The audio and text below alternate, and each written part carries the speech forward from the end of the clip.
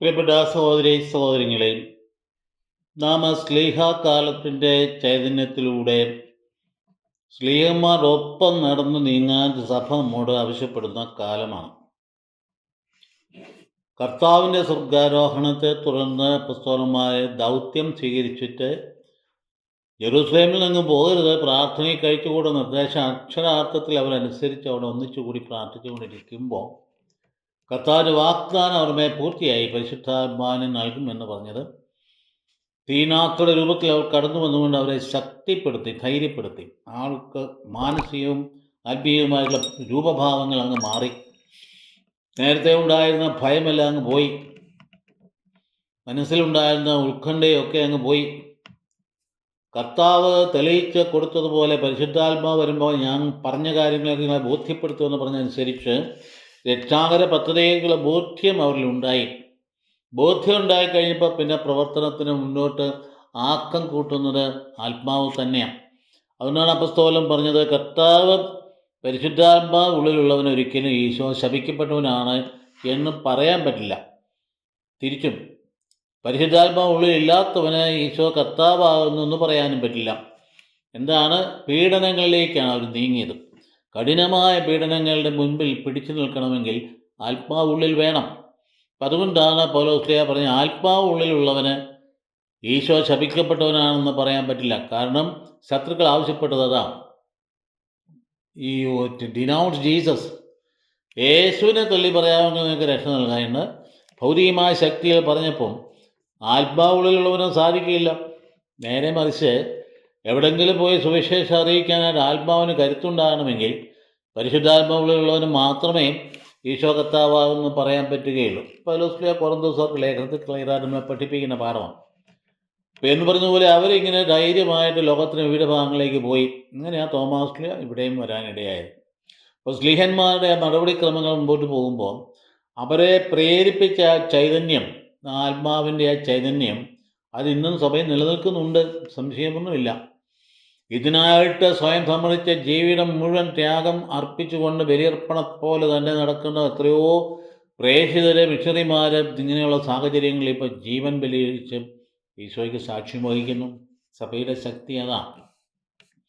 സഭയുടെ ശക്തി എന്ന് പറയുന്നത് ഭൗമികമായിട്ടുള്ള സംവിധാനങ്ങളല്ല. അതെല്ലാം നമുക്ക് വേണം മനുഷ്യൻ്റെ നന്മയ്ക്ക് വേണ്ടിയിട്ട്. വിദ്യാഭ്യാസ സ്ഥാപനങ്ങളും ആതുരാലയങ്ങളും ഒക്കെ മനുഷ്യൻ്റെ നന്മയ്ക്ക് വേണ്ടിയിട്ട് സഭ ചെയ്യുന്ന കാര്യങ്ങൾ തന്നെയാണ്.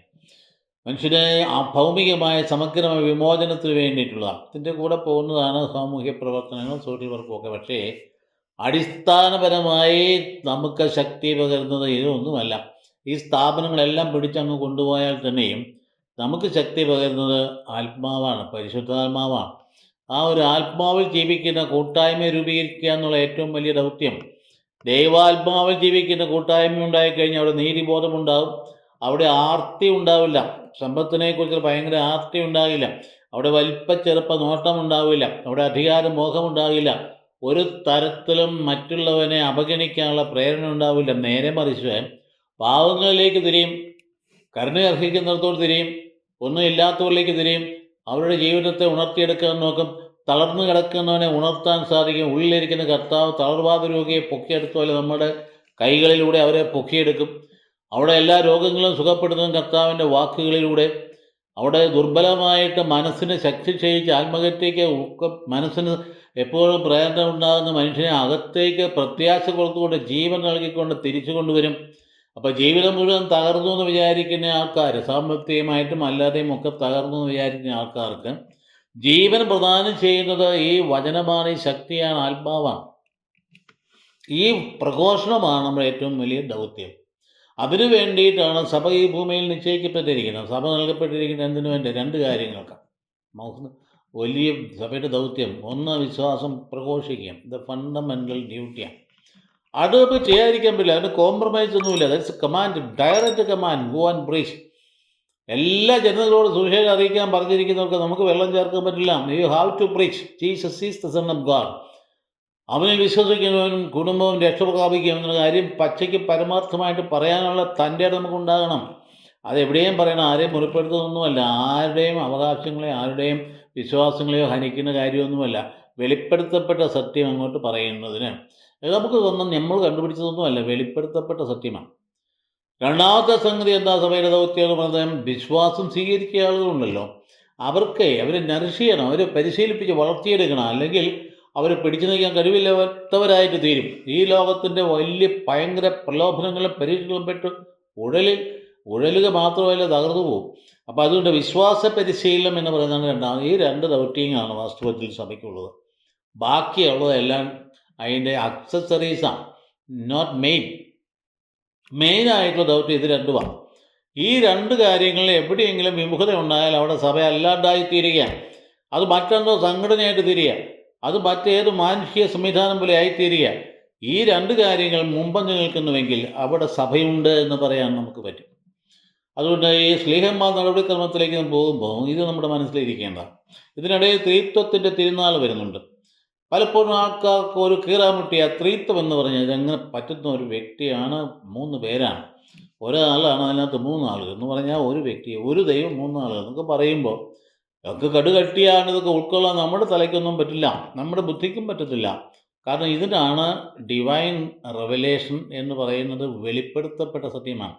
അത് മനുഷ്യൻ്റെ ബുദ്ധിക്ക് അതീതമായൊരു കാര്യമാണ്. മനുഷ്യന് ഉൾക്കൊള്ളാനായിട്ട് പറ്റില്ല. അതങ്ങ് അംഗീകരിക്കുമ്പോഴാണ് അതിൻ്റെ ശക്തി നമ്മളിലേക്ക് കടന്നു വരിക. ഞാനും എൻ്റെ പിതാവ് ഒന്നാകുന്നു. ഇപ്പം നിങ്ങൾ എന്നിൽ വിശ്വസിക്കുമെന്ന് ഞാൻ നിങ്ങളിൽ വിശ്വസിക്കും. അപ്പം നമ്മൾ 2 കൂട്ടരുടെ പിതാവിൻ്റെ പക്കലുണ്ടാകും. അപ്പോൾ ഞാനും പിതാവും അതുപോലെ തന്നെ നിങ്ങളും. ഇപ്പം ഞാൻ പരിശുദ്ധാത്മാവിനെ അയക്കും. അപ്പോൾ ഇത് എവിടെ നിന്നാണ് ഈ വെളിപാടുണ്ടായത്? ഈ ത്രിത്വത്തെക്കുറിച്ചുള്ള പഠനമുണ്ടായത് ഒരു ദൈവശാസ്ത്രത്തിനും കണ്ടുപിടിച്ചതല്ല, ഒരു സഭാപിതാവും കണ്ടുപിടിച്ചതല്ല, ആരുടെയെങ്കിലും വലിയ ദൈവശാസ്ത്ര ചിന്തനത്തിലൂടെ ഉണ്ടാക്കി കൊണ്ടുവന്നിട്ടുള്ള ഒരു ഡോക്മയല്ലിത്. ഇത് ഡയറക്റ്റായിട്ട് കർത്താവ് വെളിപ്പെടുത്തിയ സത്യമാണ്. വളരെ വ്യക്തമായിട്ട് വെളിപ്പെടുത്തിയില്ലേ. എപ്പോഴും ഞാനും എൻ്റെ പിതാവ് എന്നല്ലേ പറയും. നമ്മളോട് പറഞ്ഞാൽ നിങ്ങൾ സ്വർഗസ്നായ ഞങ്ങളുടെ പിതാവേ എന്ന് പ്രാർത്ഥിക്കാനാണ് പറയും. ഈശോ പറയുമ്പോഴോ എൻ്റെ പിതാവേ എന്നാണ് പറയും. അപ്പോൾ അരുമസുതനാണ്, ഏകപുത്രനാണ്, ദൈവത്തിൻ്റെ പുത്രനാണ് അവിടുന്ന്. അപ്പം ആത്മത്വ ത്രിത്വത്തിൻ്റെ രണ്ടാമത്തെ ആളല്ലേ. അപ്പോൾ ഞാൻ പോയി കഴിയുമ്പോൾ പരിശുദ്ധാത്മാവ് വരുമെന്ന് പറഞ്ഞ് പഠിപ്പിച്ചില്ലേ. ആത്മാവ് വരുമ്പോൾ ഞാൻ പഠിപ്പിച്ച കാര്യങ്ങൾ ബോധ്യപ്പെടുന്നു പറഞ്ഞു. അവന് വിധിയാളനാണ്, വിധിക്കും. അപ്പോൾ അതുകൊണ്ട് ഈ 3 ആളുകളെക്കുറിച്ച് ദൈവപുത്രൻ വെളിപ്പെടുത്തിയത് കൊണ്ടാണ് നാം അത് വിശ്വസിക്കുക. ഇതാണ് വെളിപാടിന് സത്യം എന്ന് പറയും. അല്ല അതൊന്നും അന്വേഷിച്ച് എങ്ങനെ പോകണ്ട. ഇതെങ്ങനെ ഈ 3 പേരുടെ എങ്ങനെ ഒന്നിച്ചിരിക്കും, നമ്മുടെ തലയ്ക്കൊന്നും കിട്ടുന്ന കാര്യമൊന്നുമല്ല. അതിന് ഉദാഹരണവും കണ്ടുപിടിക്കാൻ പോകണ്ട. നമ്മൾ അതിനകത്ത് അന്വേഷിക്കുന്ന ഒറ്റ കാര്യമുള്ളൂ, ഇതിൻ്റെ വചനം, വെളിപ്പെടുത്തപ്പെട്ട വചനം. അതെനിക്ക് ഗ്രാഹ്യമായാലും അഗ്രാഹ്യമായാലും ഞാനത് വിശ്വസിക്കുന്നു. വെളിപ്പെടുത്തപ്പെട്ട വചനം ഞാൻ വിശ്വസിക്കുന്നു. കാരണം അതാണ് വിശ്വാസത്തിൻ്റെ ഏറ്റവും പ്രധാനപ്പെട്ട മാനദണ്ഡം എന്ന് പറയുന്നത്. Surrender to the divine revelation. അതിലെ വിശ്വാസം എന്ന് പറഞ്ഞാൽ തന്നെ എന്നാൽ it is response to revelation എന്നാണ് ഡിഫൈൻ ചെയ്യും. അതായത് വെളിപ്പെടുത്തപ്പെട്ട സത്യങ്ങളുടെ പ്രതികരണമാണ് വിശ്വാസം എന്ന് പറയും. ഇപ്പോൾ ത്രിത്വത്തിൻ്റെ തിരുനാമങ്ങൾ ആശംസിക്കുക. അതായത് നമ്മുടെ ജീവിതത്തിൽ ത്രിത്വം, നമ്മൾ പിതാവും പുത്രനും പരിശുദ്ധാത്മാവും എത്രയോ പ്രാവശ്യം എല്ലാ കാര്യങ്ങളും അങ്ങനെയാണല്ലോ. നമ്മൾ പിതാവിൻ്റെയും പുത്രൻ്റെയും പരിശുദ്ധാത്മാവിൻ്റെ നാമത്തിൽ എല്ലാം അങ്ങനെയല്ല നമ്മൾ ചെയ്യും. അപ്പം നമ്മുടെ ജീവിതത്തിൽ ഇഴകി ചേർന്നിരിക്കുന്ന ഒരു കാര്യമാണ് പിതാവും പുത്രനും പരിശുദ്ധാത്മാവും നമ്മുടെ പ്രാർത്ഥനകളെല്ലാം ഉള്ള കാര്യം. അപ്പോൾ അതുകൊണ്ട് നമ്മളെപ്പോൾ നമ്മുടെ ജീവിതത്തിൽ ഒരു ദൈവമേ ഉള്ളൂ, പക്ഷേ നമുക്ക് പ്രത്യക്ഷമായിട്ട് കണ്ടുമുട്ടുന്നത്, നമുക്ക് ഹൃദയത്തോട് ചേർന്ന് നിൽക്കുന്നത് പുത്രൻ തമ്പുരാനാണ്. ആ പുത്രൻ തമ്പുരാനിലൂടെയാണ് പിതാവിൻ്റെ സ്നേഹം നമുക്ക് മനസ്സിലായത്. അപ്പോൾ എന്നിലൂടെ അല്ലാതെ ആരും പിതാവിൻ്റെ പക്കലേക്ക് കടക്കുന്നില്ല എന്ന് പറഞ്ഞില്ലേ. ഞാനാണല്ലേ വഴി, ഞാനല്ലേ സത്യം, ഞാനാണ് ജീവൻ, ഞാനാണ് ലോകത്തിന് പ്രകാശം. അപ്പോൾ എന്നിലൂടെ എല്ലാ പിതാവിൻ്റെ പക്കലേക്ക് എൻ്റെ പിതാവ് ആകർഷിച്ചിട്ടല്ലാതെ ആരും എൻ്റെ പക്കലും വരുന്നില്ല. അപ്പോൾ അതുകൊണ്ട് ത്രിത്വത്തെക്കുള്ള ചിന്തകളൊക്കെ മതി, അധികമൊന്നും വേണമെന്നില്ല. നമുക്ക് വലിയ വിപുലമായ ഡോക്മായോ അതിൻ്റെ തിയോളയൊന്നും പഠിക്കേണ്ട കാര്യമൊന്നും. അതിൻ്റെ ഫണ്ടമെൻ്റലായിട്ടുള്ള ദൈവവചനം അത് നമ്മൾ ഉൾക്കൊണ്ട് കഴിഞ്ഞാൽ അതിനകത്തെല്ലാം നിർവൃതിയായി ആ ത്രിത്വത്തിൻ്റെ കൃപ നമുക്ക് സഭ്യമാകുകയും ചെയ്യും. അത് ആശീർവാദങ്ങളിൽ ആദ്യ സഭയുടെ ആശീർവാദത്തിൽ കടന്നു വന്നില്ലേ. കൊറിന്തോസുകാർക്ക് 2-ാം ലേഖനത്തിൻ്റെ 13-ാം അധ്യായത്തിൻ്റെ അവസാന ഭാഗം എന്ന് പറഞ്ഞാൽ കൊറിന്തോസുകാർ ലേഖനത്തിൻ്റെ 2-ാം ലേഖനത്തിൽ ഏറ്റവും അവസാനം എന്നാ പറയുന്നത്, നമ്മുടെ കർത്താവ് ഈശോയും മിശിഹായുടെ കൃപയും പിതാവായ ദൈവത്തിൻ്റെ സ്നേഹവും പരിശുദ്ധ സഹവാസവും നമ്മളെല്ലാവരും ഉണ്ടായിരിക്കട്ടെ എന്ന് പറഞ്ഞാൽ ലേഖനം സമാപിപ്പിക്കുന്നത്. അപ്പം അതല്ലേ സഭയുടെ ആശീർവാദമായിട്ട് എല്ലായിടത്തും വരുന്നത് തന്നെയല്ലേ.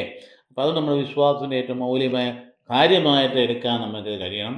അതിനകത്ത് ഏതെങ്കിലും ആളുകൾ എന്തെങ്കിലും കുറ്റമൊക്കെ പറയും, അതെങ്ങനെ അത് വിഗ്രഹം, അല്ലെങ്കിൽ ഇവർ ഏകദൈവത്തെ അല്ല വിശ്വസിക്കുന്നു, അവർ ബഹുദൈവങ്ങൾ വിശ്വസിക്കുന്നു എന്നൊക്കെ പറയുന്നു. യാതൊരു കാര്യവുമില്ല. നമ്മൾ അതിന് ചെവി കൊടുക്കുകയും വേണ്ട. നമ്മൾ സഭ പഠിപ്പിക്കുന്ന കാര്യങ്ങൾ നമ്മൾ ഉൾക്കൊണ്ടാൽ മാത്രം മതി. അതുകൊണ്ട് ഇന്നത്തെ വായനകളിലേക്ക് കടക്കുമ്പോൾ പ്രധാനമായിട്ടും പുറപ്പാടിൻ്റെ പുസ്തകത്തിൽ നിന്ന് ആ ഉടമ്പടിക്ക് പകരമായി പ്രതിനിധിയായി ഞങ്ങളെല്ലാം അനുസരിച്ച് കൊള്ളാം എന്ന് പറയുന്ന ആ ജനം അതൊരു ധിക്കാരികളുടെ ഭവനമാണെന്ന് പിന്നെ യെശയ്യാ പറയുന്നു. കണ്ടോ, ആരംഭത്തിൽ തന്നെ ഉടമ്പടി ഒപ്പുവെച്ച് ഞങ്ങളെല്ലാം അനുസരിച്ചോളാം എന്ന് പറയുന്ന ജനമാണ് സഭ, തിരഞ്ഞെടുക്കപ്പെട്ട ജനത. ആ ജനം അത് ധിക്കാരിയുടെ ഭവനം, ധിക്കാര ഭവനമെന്ന് യെശയ്യാ പറയുന്നു. രണ്ടാമത്തെ ലേഖനം വായന വരുമ്പോൾ അതാണ്. പിന്നീട് തിമോത്തിക്കുള്ള ആ ലേഖനത്തിൽ പൗലോസ് എനിക്ക് കിട്ടിയിരിക്കുന്ന ശ്ലൈഹികമായ വലിയ വിളി, അതിനെക്കുറിച്ച് നന്ദി പറയുക അദ്ദേഹം. എൻ്റെ ജീവിതം പണ്ടെന്തായിരുന്നു, ഞാൻ എങ്ങനെ നടന്നതാ, ഞാനൊരു പാവിയാണ്, പാവികൾ ഒന്നാമനാണ്. അതുകൊണ്ട് എനിക്ക് തമ്പുരാൻ്റെ കൃപയോട് കിട്ടിയൊരു വിളിയാണെന്ന് പറയുമ്പോൾ നമ്മൾ വാസ്തവത്തിൽ അദ്ദേഹം പറയുമ്പം തന്നെ നമ്മുടെ ഹൃദയം തരളിതമാവില്ലേ? അപ്പസ്തോലൻ അത്രയും താഴ്മയുള്ളവരാണെങ്കിൽ നമുക്ക് എന്തുമാത്രം താഴേണ്ടി വരും. അതിൻ്റെ അവസാനത്തിലാണ് ലാസറിൻ്റെ കാര്യം. അവൻ്റെ കൂടെ നമുക്ക് പോയി മരിക്കാം എന്ന് തോമാസ് സ്ലീഹ പറയുന്ന ഭാഗം ഇന്നത്തെ സുവിശേഷ ഭാഗം. അതുകൊണ്ട് നമുക്കിതെല്ലാം കൂടെ ചേർത്തുകൊണ്ട് സ്ലീഹാകാലത്തിൽ രണ്ടാമത്തെ ഞായറാഴ്ച ക്രിസ്തുവിൻ്റെ തിരുനാളോട് ചേർന്നുള്ള ചിന്തകൾ നമുക്ക് പരസ്പരം പങ്കുവയ്ക്കും, പരസ്പരം ആത്മീയമായ ഉത്തേജനം നൽകുകയും ചെയ്യാം. വിശ്വാസികൾക്ക് പരസ്പരം ഉത്തേജിപ്പിക്കാൻ കഴിയണം. അങ്ങനെ ഉണർവോടുകൂടി ജീവിക്കാൻ നമുക്ക് പറ്റേണ്ട. നമ്മൾ ജീവിക്കുന്ന ജീവിതം എന്ന് പറയുന്നത് മരവിച്ച ജീവിതമല്ല. We are not simply an ethnic community. ഒരു എത്നിക് കമ്മ്യൂണിറ്റി എന്ന് പറഞ്ഞാൽ ചില പ്രത്യേകമായ ചടങ്ങുകൾ അനുഷ്ഠിച്ച് പോരുന്ന ഒരു വിഭാഗം. അതല്ല, നമ്മുടെ ചടങ്ങൊന്നുമല്ല, നമ്മുടെ ജീവൻ ത്രസിക്കുന്ന അനുഷ്ഠാനവും അനുഭവമാണ് പരിശുദ്ധ കുർബാന. ജീവൻ്റെ ജീവനാണ്. അപ്പോൾ അതുകൊണ്ട് നമ്മൾ ആ ഒരു കാര്യം മനസ്സിലാക്കിയാണ്. ആദ്യത്തെ വായിലേക്ക് നോക്കിയാൽ പുറപ്പാട് 19:1-8 വരെ. ഈജിപ്തിൽ നിന്ന് പുറപ്പെട്ടതിന് 3-ാം മാസം 1-ാം ദിവസം ഇസ്രായേൽക്കാർ സീനായ് മരുഭൂമിയിലെത്തി. അവർ റഫീദിമിൽ നിന്ന് പുറപ്പെട്ട സീനായ് മരുഭൂമി പ്രവേശിച്ച മലയുടെ മുൻവശത്ത് പാളയമടിച്ചു. ഇത് വളരെ ക്ലിയർ, നമുക്കിന്ന് കാണുന്നതല്ലേ. ഇസ്രായേൽ കാണാൻ പോകുന്നവർ ഇസ്രായേലിൽ നിന്ന് നേരെ അവർ സാധാരണ യാത്രയിൽ അവിടെ ഖൈറോയും കൂടി ഉൾപ്പെടുത്തി കർത്താവ് അമ്മ അപ്പനും കൊച്ചുമായിട്ട് ഒളിച്ച് താമസിച്ച സ്ഥലം കൂടി കണ്ടിട്ടാണ് പൂർവ്വപതി. അതിനാണ് ഈ അങ്ങോട്ട് കെയ്റോയിലേക്ക്, ഈജിപ്തിൻ്റെ തലസ്ഥാന കെയ്റോയിലേക്ക് പോകുന്ന വഴിക്കാണ് ഈ പറയുന്ന ഈ പ്രദേശം മരുഭൂമി നമുക്ക് കാണാവുന്നതാണ്. അപ്പോൾ അവിടെ പോയി സന്ദർശിക്കാറുണ്ട്. ആ മരുഭൂമിയിൽ ആ മോശയ്ക്ക് പ്രത്യക്ഷപ്പെട്ട സ്ഥലവും അവിടെ തന്നെ ഇപ്പോൾ അതിൻ്റെ ആകൃതി രൂപത്തിലും ഒക്കെ ഇങ്ങനെ ഈ ഭയങ്കരമായ ഒരു സംവിധാനം അവിടെ ഏർപ്പെട്ട് കാണാനായിട്ട് സാധിക്കും. അതായത് കട്ടിച്ചൊലിച്ചിട്ട് ചാരമാകാതിരിക്കുന്ന ആ വലിയ മുൾപ്പടർപ്പിനെയൊക്കെ അവിടെ ക്രമീകരിച്ച് കാണാൻ പറ്റും. തൊട്ടടുത്തുള്ള ഒരു മനോഹരമായ സെയിൻറ്റ് ഖാദറിൻ്റെ ആശ്രമമൊക്കെ ഉണ്ട്. ആ പ്രദേശത്ത് ചെന്ന് കഴിഞ്ഞാൽ നമ്മൾ കുറേയേറെ നടന്ന് വലഞ്ഞു വേണം അവിടെ ചെല്ലാമെന്ന് മാത്രമേ ഉള്ളൂ. അപ്പോൾ അതുകൊണ്ട് ആ പ്രദേശത്തെക്കുറിച്ച് പറയുന്നത് മോശ ദൈവസന്നിധിയിലേക്ക് കയറി ചെന്നു. അപ്പോൾ ദൈവത്തിൻ്റെ വാസസ്ഥാനത്തിൻ്റെ അവിടുത്തെ സാന്നിധ്യത്തിൻ്റെ ഒരു പ്രതീകമായിട്ട് ഈ മലയെ അവിടെ ആവിഷ്കരിക്കും. കർത്താവ് മലയിൽ നിന്ന് അവനെ വിളിച്ചു. ഇങ്ങനെ പറയും, യാക്കോബിൻ്റെ ഭവനത്തോട് നീ പറയുക, ഇസ്രായേലിനെ അറിയിക്കൊണ്ട് പറഞ്ഞിരിക്കും. യാക്കോബിൻ്റെ ഭവനം എന്നാണ് പറയുന്നത്. മിഖാ പ്രവാചകനും അതുപോലെ തന്നെ യെശയ്യാ പ്രവാചകനും ഒക്കെ നമുക്ക് യാക്കോബിൻ്റെ ഭവനത്തിലേക്ക് പോകാമെന്ന് ജനതകൾ പറയുമെന്ന് അവിടെ പറഞ്ഞിട്ടുണ്ട്. യാക്കോബിൻ്റെ ഭവനത്തോട് പറയുക, എന്താ പറയുക? ഈജിപ്തുകാരോട് ഞാൻ ചെയ്തെന്തെന്നും കഴുകന്മാരുടെ ചിറകുകളിൽ സമ്മതിച്ച് ഞാൻ നിങ്ങളെ എങ്ങനെ എൻ്റെ അടുക്കിലേക്ക് കൊണ്ടുവന്നുവെന്നും നിങ്ങൾ കണ്ടു കഴിഞ്ഞു. 2-3 കാര്യങ്ങൾ അതിനകത്തുണ്ട്. ഒന്ന്, നിങ്ങൾ അടിമത്തത്തിലായിരുന്നു, അനുസ്മരിപ്പിക്കുക. നിങ്ങളൊന്നും ഒന്നുമല്ലായിരുന്നു, നിങ്ങൾ വലിയ ജനതകളൊന്നുമല്ലായിരുന്നു, നിങ്ങൾ വെറും കൂലിപ്പട്ടാളെന്ന് പറയാൻ പറ്റില്ല, അതിനേക്കാൾ അതപ്പതിച്ച് അടിമകളായിരുന്നു. ഞാനാ മോചിപ്പിച്ചത് നിങ്ങളെ, മോചനം നൽകിയത് ഞാനാണ്. മോചിപ്പിച്ച് എങ്ങനെ എങ്ങോട്ട് കൊണ്ടുവന്ന കഴുകൻ്റെ ചിറകന്മേൽ എന്നതുപോലെ നമ്മൾ പിന്നീട് കാണാൻ പോകുന്നു. കഴുകൻ്റെ ചിറകമെന്ന പോലെ എൻ്റെ അടുത്ത് എങ്ങോട്ടാണ് കൊണ്ടുപോയത്? എൻ്റെ അടുത്തേക്ക് കൂട്ടിക്കൊണ്ടുവന്നു. അപ്പോൾ അന്ന് തന്നെ പറഞ്ഞായിരുന്നു, നിങ്ങൾ 3 ദിവസം യാത്ര ചെയ്ത് ഇവിടെ വന്ന് എനിക്ക് ആരാധന അർപ്പിക്കും, അതായിരിക്കും ഒരു അടയാളം എന്ന് മോശയോട് പണ്ട് പറഞ്ഞതാണ്. അതുകൊണ്ട് നിങ്ങൾ എൻ്റെ വാക്ക് കേൾക്കുകയും എൻ്റെ ഉടമ്പടി പാലിക്കുകയും ചെയ്താൽ നിങ്ങൾ എല്ലാ ജനതകളിലും വെച്ച് എനിക്ക് ഏറ്റവും പ്രിയപ്പെട്ട എൻ്റെ സ്വന്തം ജനമായിരിക്കും. 2 കാര്യങ്ങളാണ്. വാക്ക് കേൾക്കണം, ഉടമ്പടി പാലിക്കണം. വാക്ക് കേൾക്കുക എന്നുള്ള ക്ലിയർ അല്ലേ, നമുക്കറിയാം. ദൈവത്തിൻ്റെ വചനമാണ്, വചനാനുസൃതമായി ജീവിക്കണമെന്നായി പറഞ്ഞു വരുന്നത്. നമ്മുടെ ജീവിതത്തിന് മൗലികമായ കാര്യമാണ് എൻ്റെ വാക്ക് കേൾക്കണം. നമ്മളെപ്പോഴും നമ്മുടെ ജീവിതത്തിൽ എപ്പോഴും ശ്രദ്ധിക്കേണ്ട ഒരു കാര്യമുണ്ട്. നമ്മൾ ഏത് കാര്യത്തിൽ ഇറങ്ങി തിരിച്ചാലും, ഒരു വലിയ രാഷ്ട്രീയക്കാരൻ പറഞ്ഞില്ലേ, നമ്മുടെ ഏറ്റവും വലിയൊരു നേതാവ് പറഞ്ഞില്ലേ, ഞാൻ എല്ലാ ദിവസവും ഒരധ്യായമെങ്കിലും ബൈബിളിൽ വായിക്കുന്നുണ്ട് എന്ന് പറഞ്ഞാൽ നിസ്സാരം തമാശ പറഞ്ഞതൊന്നുമല്ല. അത് വെറുതെ ഒരു എന്താ കൊച്ചിനെ പറ്റിക്കാൻ പറ്റില്ല, ആത്മാർത്ഥം റിയലായിട്ട് പറയാം, അല്ലെങ്കിൽ അതുപോലെ ഒന്നും വചനം പറയാൻ പറ്റില്ല. അപ്പം അതുകൊണ്ട് എൻ്റെ വാക്ക് നിങ്ങൾ കേൾക്കണം, എൻ്റെ വാക്ക് കേൾക്കുകയും ഉടമ്പടി പാലിക്കുകയും ചെയ്യണം. ഇതാണ്. അപ്പോൾ നിങ്ങൾ ആണെങ്കിൽ എന്താ എൻ്റെയൊക്കെ ഏറ്റവും പ്രിയപ്പെട്ട സ്വന്തം ജനമായിരിക്കും എന്ന് പറഞ്ഞാൽ മറ്റുള്ളവർ സ്വന്തം ജനമല്ലേ? സ്വന്തം ജനം തന്നെയാണ്. പിന്നെ എന്താ പ്രത്യേകത? ഇതൊരു പ്രത്യേക ദൗത്യത്തിന് തിരഞ്ഞെടുക്കുകയാണ്. കാരണം എനിക്ക് ചില കാര്യങ്ങൾ വെളിപ്പെടുത്താനുണ്ട് എൻ്റെ ജനതകൾക്ക്, എൻ്റെ മക്കൾക്ക്, ലോകം മുഴുവനും. അതിനു വേണ്ടി ഒരു ഉപാധിയായിട്ട് നിങ്ങളെ തിരഞ്ഞെടുക്കുക. അപ്പോൾ അതിന് നിങ്ങൾക്ക് മാതൃകയായിട്ട് നിൽക്കാൻ നിങ്ങൾക്ക് പറ്റണം. അപ്പം ഞാൻ പരിശുദ്ധനായിരിക്കും, നിങ്ങളും പരിശുദ്ധരായിരിക്കണം. കാരണം ഭൂമി മുഴുവൻ എൻ്റേതാണ്, അങ്ങനെയാണ് ജനതകൾ മുഴുവൻ കർത്താവിൻ്റേതാണ്. നിങ്ങൾ എനിക്ക് പുരോഹിത രാജ്യവും വിശുദ്ധ ജനവും, 3 കാര്യങ്ങളാണ് എന്നും നമ്മൾ പറഞ്ഞ് പഠിപ്പിക്കുന്ന കാര്യമില്ലേ. അതായത് നിങ്ങൾ തിരഞ്ഞെടുക്കപ്പെട്ട കർത്താവിന് സ്വന്തം ജനമാണ്. രണ്ടാമത് നിങ്ങൾ പുരോഹിത ജനമാണ് എന്ന് പറയുന്നത് മധ്യസ്ഥതയ്ക്കുള്ള ജനമാണ്, ജനതകളുടെ മധ്യസ്ഥതയ്ക്കുള്ള ജനമാണ്. മൂന്നാമത് വിശുദ്ധ ഗണമാണ്. കാരണം ഞാൻ പരിശുദ്ധനാകിയാൽ എൻ്റെ ജനം പരിശുദ്ധരായിരിക്കണം, അങ്ങനെ ആയിരിക്കേണ്ടവരാണ് നിങ്ങൾ. ഇവയാണ് ഇസ്രായേലിനോട് നീ പറയേണ്ടത്. മോശ എന്ന ജനത്തോട് എല്ലാ ശ്രേഷ്ഠന്മാരെയും വിളിച്ച് കർത്താവ് കൽപ്പിച്ച കാര്യങ്ങളെല്ലാം അവരെ അറിയിച്ചു. ജനം ഏകസ്വരത്തിൽ പറഞ്ഞു, കർത്താവ് കൽപ്പിച്ചതെല്ലാം ഞങ്ങൾ ചെയ്തുകൊള്ളാം. ജനത്തിൻ്റെ മറുപടി മോശ കർത്താവിനോട്. ഇതാണ് വാസ്തവത്തിൽ അതങ്ങനെ പറച്ചിൽ നമ്മൾ എപ്പോഴും എടുക്കരാം, വാഗ്ദാനം നൽകാനും എടുക്കരാം. പ്രാക്ടിക്കലായിട്ട് വരുമ്പോൾ നമ്മൾ പരാജയപ്പെടും. അതാണ് അടുത്ത് കാണാൻ പോകും. യെശയ്യാ പറയാൻ പോകുന്നതാണ്, ധിക്കാരികളുടെ ഭവനമാണെന്നാണ് പറയും. ഇന്ന് വരെ അവരനുസരിച്ചിട്ടില്ല എന്നാ പറയും. അപ്പോൾ അതുകൊണ്ട് ഇവിടെ ഈ പറയുന്ന റഫീദിമിൽ നിന്ന് ഇങ്ങോട്ട് വന്നത്, റഫീദിമിൽ നിന്ന് വന്നതിന് ശേഷം ഇവിടെ ഈ പറയുന്ന വലിയ മല 2300 അടി ഉയരം മുട്ട മലയാകട്ടോ. നമുക്ക് അതിൻ്റെ കീഴേ പോയി മുകളിലോട്ട് പോകാം. അതിന് മണ്ടെങ്കിലും കയറി ചെല്ലാനൊന്നും പറ്റത്തൊന്നുമില്ല, അതുപോലൊരു മലയാണ്. അപ്പോൾ അതുകൊണ്ട് അവിടെ വന്ന് ആരാധന നടത്തും. അങ്ങോട്ടാണ് ഏലിയ പ്രവാചകൻ ഓടിയത്. കാർമൽ മലയിൽ നിന്ന് ഓടിയത് അങ്ങോട്ടാണ്. എത്ര കിലോമീറ്റർ ആയാലും 1000 കിലോമീറ്റർ അകലെയാണ് ഓടിയത് അങ്ങോട്ടാണ്. അതായത് ഇവിടാണ് ആ വെളിപാടിൻ്റെ ഉറവിടം. അപ്പോൾ അവിടെ വെച്ചാണ് ഉടമ്പടി സ്വീകരിച്ചത്. അതുകൊണ്ട് അതിൻ്റെ വാക്ക് കേൾക്കണമെന്ന് പറയുന്നത്. അപ്പോൾ മോശ ഒരു മധ്യവർത്തിയായിട്ട് നിൽക്കുകയാണ്. അപ്പോൾ ദൈവത്തിൻ്റെ പ്രത്യേകമായ സാന്നിധ്യം ചില സ്ഥലങ്ങൾക്ക് നിശ്ചയിച്ച് കൊടുത്തിരിക്കുന്നു. അതുപോലെ തന്നെ ഓൾഡ് ടെസ്റ്റ്മെന്റിൽ അത് ദൈവത്തിൻ്റെ പ്രത്യേക സാന്നിധ്യം എന്ന രീതിയിൽ കണ്ടിരുന്നു. അപ്പോൾ അതുകൊണ്ട് ആ കാര്യത്തെക്കുറിച്ചും, അതായത് മോശയ്ക്ക് ദൈവം അന്ന് അങ്ങോട്ട് പോകാനാണെങ്കിലും ശരി, മോശയ്ക്ക് ദൈവത്തിൻ്റെ സ്വാതന്ത്ര്യം നൽകുന്നു. അതായത് കർത്താവിൻ്റെ മലയിലേക്ക് കയറി ചെല്ലാൻ, നമുക്ക് ആരും വരരുതെന്ന് പറഞ്ഞ് കർത്താവിൻ്റെ സമയിലേക്ക് ഫ്രീ ആയിട്ട് കയറുന്ന സ്വാതന്ത്ര്യമുള്ള. അതുകൊണ്ട് മോശയുടെ പ്രാധാന്യം എന്താണ്? മോശയ്ക്കെതിരെ നല്ല ഭയങ്കരമായ രീതിയിൽ എതിരാളികളുണ്ടായാലും ഒരാൾ സ്വന്തം പെങ്ങൾ തന്നെയായിരുന്നു, മിറിയാം. കഥ അപ്പോൾ എന്നെ ഇടപെട്ട് പറഞ്ഞ്, എൻ്റെ ഭവനം ഒന്നാകെ മുഴുവൻ ഞാൻ മോശയെ പരമേൽപ്പിച്ചിരിക്കുകയാണ്. ഞാൻ അവനുമായിട്ട് മുഖാഭിമുഖം സംസാരിക്കണം. അവനെ ചോദ്യം ചെയ്യാൻ നീ ആരാണെന്ന് ചോദിച്ചു. അപ്പം ദൈവിക വെളിപാട് ദൈവം തിരഞ്ഞെടുക്കുന്ന വ്യക്തികൾക്ക് ആ അഭിഷേകത്തിന് വിലയുണ്ട്. അപ്പോൾ അത് ആരാ ചോദ്യം ചെയ്യാൻ, നീ ആരാ എന്ന് ചോദിച്ചുകൊണ്ടാണ് അവരെ ശിക്ഷിക്കുകയും 7 ദിവസത്തേക്ക് ഒക്കെ വെളുപ്പ് ദീനമെന്ന് പുറത്താകുകയും ചെയ്ത കാര്യം നമുക്കറിയാം. അപ്പോൾ അതുകൊണ്ട് ഒരു പ്രവാചക ദൗത്യമാണ്. ഇപ്പോൾ ഇവിടെ ഇല്ല 2-3 കാര്യം. അതായത് പണ്ടത്തെ കാര്യം ഓർമ്മിപ്പിക്കും. നമ്മുടെ ജീവിതം, വിശ്വാസ ജീവിതത്തിൻ്റെ ഒരു കാര്യം ഇതാണ്, നമ്മുടെ ജീവിതത്തിൽ ദൈവം പ്രവർത്തികളൊക്കെ അനുസ്മരിക്കാൻ കഴിയണം നമുക്ക്. ഇവിടെ അനുസ്മരിപ്പിച്ച ജനത്തിൻ്റെ ജീവിതത്തിലെ കാര്യമാണ്. പക്ഷേ അത് വ്യക്തിപരമായി നമ്മുടെ ഇതിലേക്ക് വരുമ്പോഴേ നമ്മളെപ്പോഴും ഇല്ലായ്മയെക്കുറിച്ച് പരാതിപ്പെടാതെ, നമ്മുടെ ജീവിതത്തിൽ കൊണ്ടുപോയ കുറവുകളെക്കുറിച്ച് പരാതിപ്പെടാതെ, നമുക്ക് വരാൻ പോകുന്ന ഭാവിയെക്കുറിച്ച് ഉത്കണ്ഠയെക്കുറിച്ച് പരാതിപ്പെടാതെ, ദൈവം ഇങ്ങോട്ട് തന്ന നന്മ, ആ ഒരു വലിയ നന്മകളെക്കുറിച്ചൊന്ന് എണ്ണി പറയാനൊന്നും പഠിക്കേ. നമ്മുടെ ഉള്ളിൽ നിന്ന് ചിന്തകളെല്ലാം മാറും. മനുഷ്യൻ്റെ നല്ലൊരു വിഭാഗം ആളുകൾ പറയുന്ന അനുസരിച്ച് സൈക്കോളജി പറയുന്നത് 85% നെഗറ്റിവിസ്റ്റുകളാണ്, പോസിറ്റീവായിട്ട് ജീവിതത്തിൽ കാണുന്നവരല്ലെന്നും. അതുകൊണ്ടാണ് ഈ രോഗങ്ങളെല്ലാം. നമ്മുടെ ഉള്ളിലെ ഒരു നമ്മൾക്ക് തന്നെ അറിയാം, നമുക്ക് ഒരു സുബോധ തലത്തിൽ ഒരു ബോധതലമുണ്ട്, മറ്റേതൊരു അവബോധ തലം ഉള്ളിലുണ്ട്, സബ് കോൺഷ്യസ്.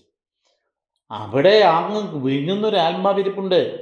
അതുകൊണ്ട് അവിടെ ഇരുന്നുള്ള നെഗറ്റീവ് പറഞ്ഞു കഴിഞ്ഞാൽ ഉണ്ടല്ലോ, അതായിരുന്നു വിങ്ങിപ്പൊട്ടും, സമാധാനം ഉണ്ടായില്ല. നേരെ മറിച്ച് പോസിറ്റീവായിട്ട് ജീവിതത്തെ കണ്ടേ, കിട്ടിയതെല്ലാം നല്ലതാണ്, ഇപ്പോഴുള്ളതും നല്ലതാണ്, കിട്ടാനുള്ളതും നല്ലതാണ്, നന്മയെ മാത്രമേ എനിക്ക് കിട്ടിയിട്ടുള്ളൂ എന്നൊരു ചിന്തിച്ച് നോക്കിയേ, നമ്മുടെ ജീവിതത്തിന് ഒരുപാട് രോഗങ്ങൾ മാറിക്കിട്ടും. ഭയങ്കരമായ രീതിയിൽ മാറ്റങ്ങൾ ഉണ്ടാകും. മനോഭാവത്ത് മാറ്റം ഉണ്ടാകാൻ മാത്രമല്ല, അകത്ത് നിന്ന് ഊർജ്ജം 10 ഇരട്ടിയായിട്ട് വളരും. നമ്മുടെ കുഞ്ഞുങ്ങളെ വളർത്തിയെടുക്കുമ്പോഴൊക്കെ ശ്രദ്ധിക്കേണ്ട ഒരു കാര്യമാണ്. അവരുടെ ഉള്ളിൻ്റെ ഉള്ളിൽ വലിയ പ്രതിഭകളുണ്ട്. അത് വളർത്തിയെടുക്കുന്ന പോസിറ്റീവ് സ്ട്രോക്ക് കൊടുക്കണം. അതിൻ്റെ ഉള്ളിലുള്ളതിനെക്കുറിച്ച് ബോധ്യപ്പെടുത്തി കൊടുക്കണം. അപ്പോൾ അതിൻ്റെ മാറ്റങ്ങൾ വരും. അപ്പോൾ ഇതുകൊണ്ട് ഇവിടെ ഭയങ്കരമായ രീതിയിൽ നമുക്ക് പഴയ കാര്യങ്ങൾ അനുസ്മരിക്കണമെന്ന് പറയുമ്പോൾ നിരാശപ്പെടാനല്ല. നമ്മൾ പഴയ കാര്യങ്ങളനുസരിച്ച് മറ്റുള്ളവരുടെ ശത്രുതയാണ് ഉണ്ടാക്കി വെക്കുന്നത്. അവൻ എന്നോട് അങ്ങനെ ചെയ്തു, അവൻ എന്നോട് ഇങ്ങനെ ചെയ്തു. എന്ത് സഹോദരൻ, എന്തിനാ? എല്ലാ മനുഷ്യരും ദൗർബല്യമുള്ളവരാണ്.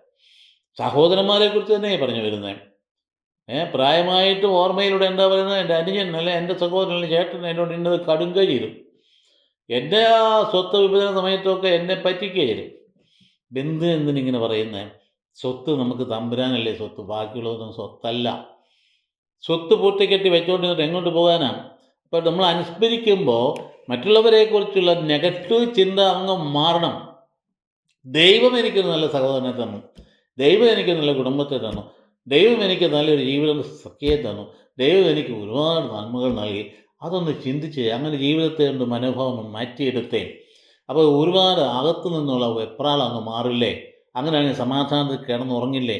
പ്രഭാതത്തിൽ എണീക്കുമ്പോൾ കുറേ ഉശിരോടി വരില്ലേ? അപ്പം അങ്ങനെയാണ് അനുസ്മരിക്കണം പഴയ കാര്യങ്ങൾ. അതെപ്പോഴും അനുസ്മരിക്കാൻ നമ്മൾ ബാധ്യസ്ഥര, നന്ദി പറയാൻ വേണ്ടിയിട്ട് അനുസ്മരിക്കും. രണ്ടാമത്തെ സാഹചര്യം പറഞ്ഞെന്താ? ഭാവിയെക്കുറിച്ചുള്ള വാഗ്ദാനം അനുസ്മരിപ്പിക്കും. അതായത് നിങ്ങൾ എൻ്റെ അടുത്തേക്ക് ഞാൻ കൊണ്ടുവന്ന്, കഴുകൻ്റെ ചിറകുമേൽ എന്ന പോലെ എൻ്റെ അടുത്തേക്ക് കൊണ്ടുവന്നു. എന്തിനാ കൊണ്ടുവന്നിരിക്കുന്ന? വാഗ്ദാനം പൂർത്തീകരണത്തിന് ആവശ്യമായിട്ടുള്ള നിബന്ധന നൽകിക്കൊണ്ട്. അപ്പോൾ നിബന്ധനയാണ് വാക്ക്, വചനം പാലിക്കണം, വാക്ക് ഉടമ്പടി പാലിക്കണം എന്നൊക്കെ പറയും. അപ്പോൾ അനുസ്മരണം എന്ന് വളരെ പ്രധാനപ്പെട്ട കാര്യമാണ്. എന്നിട്ട് കഴുകൻ്റെ ചിറകന്മേൽ എന്ന പോലെയല്ലേ നിങ്ങളെ കൊണ്ടുവന്നത്. അവിടെ നമുക്ക് വളരെ വളരെ പരിചിതമായ ഒരു മനോഹരമായ ഒരു ഉപമയാണ്. കഴുകൻ അങ്ങനെ കുഞ്ഞുങ്ങളെ പറക്കാൻ പഠിപ്പിക്കും. കഴുകൻ വലിയ മലയുടെ മുകളിൽ വല്ല മരത്തിൻ്റെ മുണ്ടൊക്കെ കൊണ്ടാണ് അതിൻ്റെ കൂടെ ഉണ്ടാകുന്നത്. ആരും ചെന്നെത്തുപോയിട്ട് ചെല്ലും വരാത്ത രീതിയിൽ കൂടെ ഉണ്ടാക്കിയിട്ട് അവിടെ ആ കഴുകൻ കുഞ്ഞുങ്ങൾ ജനിച്ച് കഴിയുമ്പം കണ്ണു തുറക്കാത്ത അല്പം പച്ച തുറന്ന് വരുമ്പം ഈ വലിയ മുട്ടൻ കഴുകനായതിൻ്റെ നേരെ മുകളിൽ വന്ന് കിറകിട്ടങ്ങനെ അടിക്കും. കൊച്ചു കാണാൻ വേണ്ടി കിറകിട്ടടിക്കും. ഒന്നും ചെയ്യാൻ പറ്റില്ല, സഹായമില്ല. അപ്പോൾ അനങ്ങാൻ പറ്റില്ല, ഒന്നും അവിടെ നിന്ന് എണീറ്റൊന്ന് പോകാൻ പറ്റില്ല. അതിൻ്റെ സുരക്ഷിതത്വത്തില്ല. അതായത് ഈ പറയുന്ന കൂടിൻ്റെ സുരക്ഷിതത്വം, കഴുകൻ്റെ കൂടിൻ്റെ സുരക്ഷിതത്വം, അത് മതി, എനിക്കതൊന്നും വേണമെന്നുള്ള മട്ടിൽ അവിടെ കിടക്കുന്ന. ഇനി അങ്ങോട്ട് ഇങ്ങനെ ചിന്തിക്കുന്ന ആൾക്കാരുണ്ട്. വളർച്ചയും വികാസവും എന്ന് പറയുന്ന ചിന്തയായില്ല. ഇത്രയൊക്കെ മതിയല്ലേ, ഇനിയൊന്നും വേണ്ടതേ. പഠിക്കാനോ, ഇനിയൊന്നും പഠിക്കാൻ കഴിയില്ല, ഇനിയിപ്പോൾ എങ്ങോട്ടാണ്, എന്ത് ചെയ്യാനാണ്, എങ്ങോട്ട് വളരാനാണ്? അങ്ങനെയല്ല, മറ്റേ അവസാനം വരെയും പഠിക്കുകയും വളരുകയും ചെയ്യേണ്ടവനാണ്. ഈ കഴുകൻ എങ്ങനെയാണ് പഠിപ്പിക്കുന്നത്? ഈ അനങ്ങാപ്പാറയായിട്ടുള്ള ഈ കുഞ്ഞുങ്ങളെ കൊണ്ട് അടിയിൽ നിന്ന് കൊണ്ടുപോയി അത് ഈ കൂട് കുത്തി അടിയിൽ നിന്ന് പൊട്ടിക്കുകയും ആലോചിക്കുക, മാംസപിണ്ഡം വീഴുന്ന പോലെ ഈ കുഞ്ഞുങ്ങൾ താഴോട്ട് വീഴുമ്പോൾ കരുണയില്ലാത്ത പ്രവൃത്തിയാണത്, കഠിനമായ പ്രവൃത്തിയാണ്. ദൈവം ഇങ്ങനെ നമ്മോട് ചെയ്യും, നിന്നെ കൊണ്ട് വല്ലാത്ത ഡിലേമായി കൊണ്ട് ചാടിക്കും. അപ്പം നീ വിചാരിക്കരുത് നിന്നെ അങ്ങ് കഴിഞ്ഞ് ഉപേക്ഷിച്ച് വിട്ടിരിക്കുകയാണ്. എൻ്റെ ദൈവം എന്തുകൊണ്ട് എന്നോട് ഇങ്ങനെ ചെയ്യുമെന്ന് ചോദിക്കേണ്ട കാര്യമില്ല. അതിനകത്തൊരു ലക്ഷ്യം ദൈവം വെച്ചിട്ടുണ്ട്. നീ വലിയ കാര്യമായിട്ട് ചെന്ന് പോയാൽ പൊട്ടി പാളിഷായി പോയി കാണുന്നത്. കർത്താവ് ഇത് കുത്തിപ്പൊട്ടിച്ചതാണ്. പക്ഷേ കുത്തിപ്പൊട്ടിച്ച ആ കഴുകൻ ആ കുഞ്ഞുങ്ങൾ താഴോട്ട് വീണതിനേക്കാൾ സ്പീഡിൽ താഴോട്ട് പറന്നു നിന്നുകൊണ്ട് ആ കഴുകിൻ്റെ ചിറകിന്മേൽ ഈ കുഞ്ഞുങ്ങളെ എടുത്ത് പതുക്കെ പതുക്കെ പതുക്കെ മുകളിലേക്ക് പറന്നു ഉയരുമ്പോൾ ഈ കുഞ്ഞിച്ചിറകുകൾ അറിയാതെ അനങ്ങാൻ തുടങ്ങും.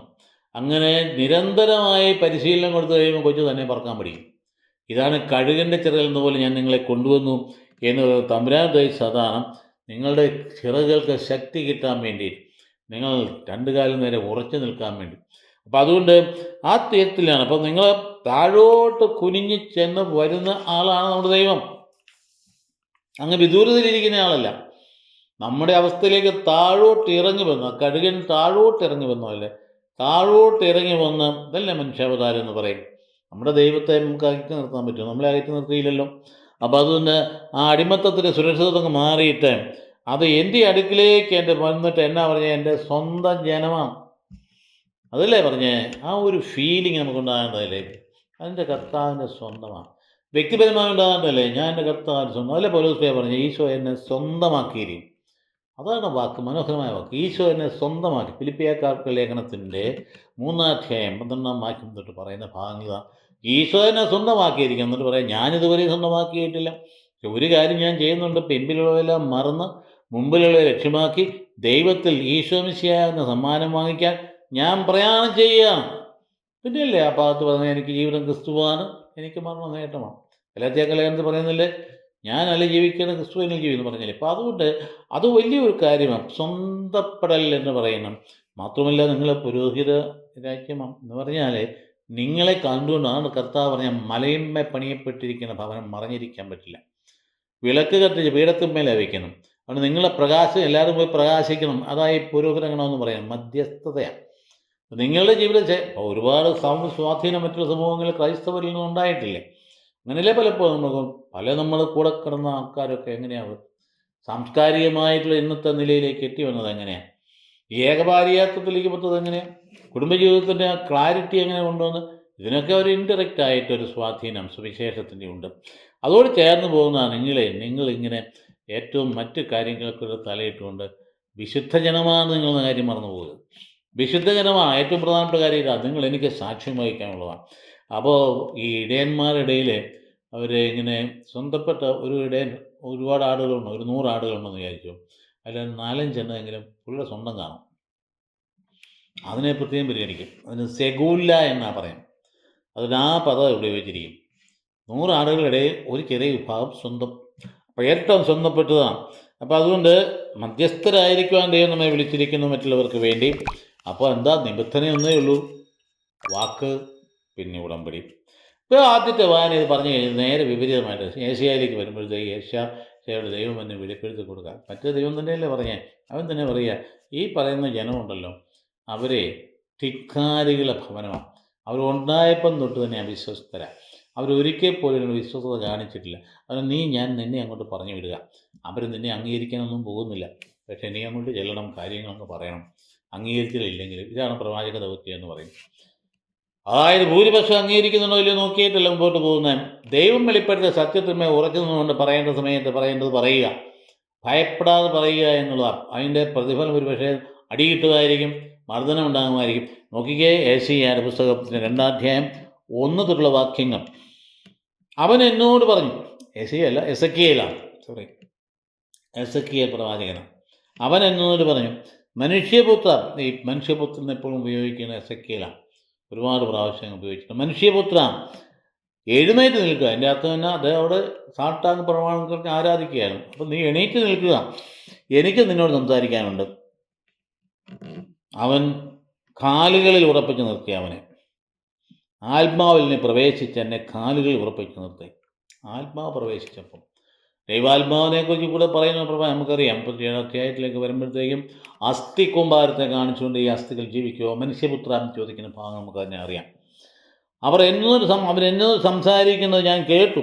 ഇതാണ് പ്രവാചകന്മാർ ദൈവത്തിൻ്റെ സ്വരം കേൾക്കുന്നവരാണ്. നമുക്കും കേൾക്കേണ്ടവരല്ലേ? നമ്മളും കേൾക്കേണ്ടതല്ലേ? നമുക്ക് ആ സ്വരം കേൾക്കാൻ പറ്റാത്തതെന്നുകൊണ്ട് നമുക്ക് വേറെ ഒരുപാട് സ്വരം കേട്ടുകൊണ്ടിരിക്കുന്നതുകൊണ്ടാണ്. രാവിലെ തൊട്ട് വൈകുന്നേരം വരെ നമുക്ക് ഈ മൊബൈൽ ഫോണും വെച്ചുകൊണ്ട് മറ്റു സ്വരം കേട്ടുകൊണ്ടിരുന്ന കർത്താവിൻ്റെ സ്വരം എങ്ങനെ കേൾക്കാൻ പറ്റും? കുറേ സമയമെങ്കിലും മാറ്റി തയ്ക്കേണ്ടതല്ലേ? അല്ലെങ്കിൽ തമ്പുരാൻ്റെ സ്വരം എങ്ങനെ? അല്ലെങ്കിൽ തമ്പുരാൻ്റെ സ്വരം നല്ല ഒന്നാന്തരം വചനപ്രഘോഷണം മൊബൈലിലൂടെ കിട്ടുന്നുണ്ട്. ഒന്നാന്തരം വചനപ്രഘോഷണം. അത് കാത്തോലിക്കൽ മാത്രമൊന്നുമില്ല, നല്ല പ്രോഫഷണലായിട്ടുള്ള നല്ല വചനപ്രഘോഷണം ആരുടെ മേലും കേൾക്കാൻ ഒരു കുഴപ്പമില്ല. ഇപ്പോൾ പണ്ടത്തെ പോലെയല്ല. പെന്തക്കോസ്റ്റുകാരൊക്കെ പണ്ടിങ്ങനെ എപ്പോഴും പ്രസംഗത്തിൽ എപ്പോഴും ഇപ്പോൾ കത്തോലിക്കാതെ പോയി കുറ്റം പറയാതെ അവരുടെ പരിപാടി അതായിരുന്നു. ഒരു 10 കാര്യങ്ങൾ അതെല്ലാം പറഞ്ഞ് അവർക്ക് തിരിച്ചടിച്ച് കഴിയുമ്പോൾ അതെല്ലാത്തിനെ കുറിച്ച് ആർക്കൊന്നും പറയാനില്ല. പ്രതിമാ അടക്കം തൊട്ടങ്ങോട്ട് മാതാവിനെക്കുറിച്ച്, മരിച്ചവർക്കുള്ള പ്രാർത്ഥനയെക്കുറിച്ച്, കുമ്പസാരത്തെക്കുറിച്ച് ഇങ്ങനെ കുറേയേറെ കാര്യങ്ങൾ പറഞ്ഞു. അതൊന്നും ഇപ്പോൾ അവർ പറയുന്നില്ല. അവരിൽ ഒരുപാട് ആൾക്കാർ വചനം പഠിച്ചിട്ട് നന്നായിട്ട് വചനം വ്യാഖ്യാനിക്കുന്നത് കേൾക്കാൻ സാധിക്കും. നല്ല യൂട്യൂബിൽ നല്ല പ്രസംഗങ്ങൾ കേട്ടോളൂ. നല്ല പ്രസംഗം കേൾക്കുന്ന നല്ല കാര്യമാണ്.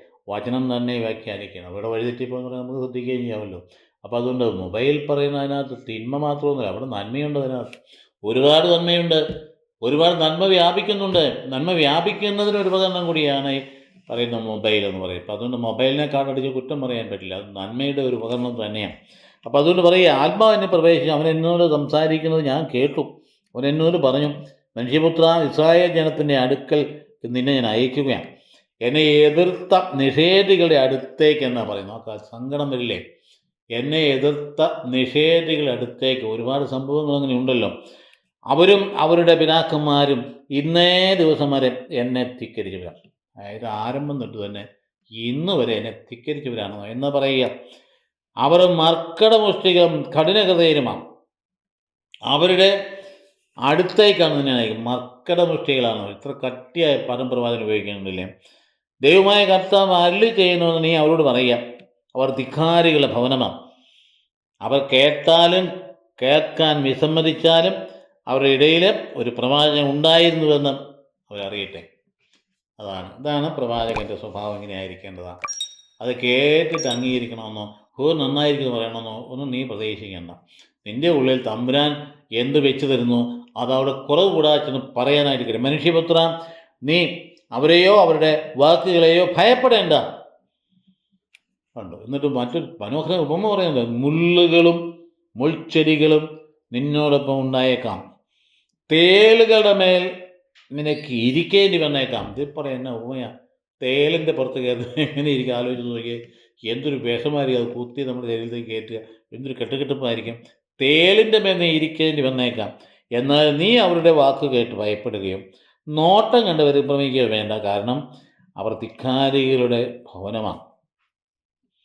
അവർ കേട്ടാൽ ഇല്ലെങ്കിലും എൻ്റെ വാക്കുകൾ നീ അവരോട് പറയണം. കാരണം വീണ്ടും പറഞ്ഞ അവർ ധിക്കാരികൾ. ഈ പല പ്രാവശ്യം ആവർത്തിച്ചിരിക്കും ഈ ഒരു കാര്യം. അവർ ധിക്കാരികളുടെ ഭവനമാണ്.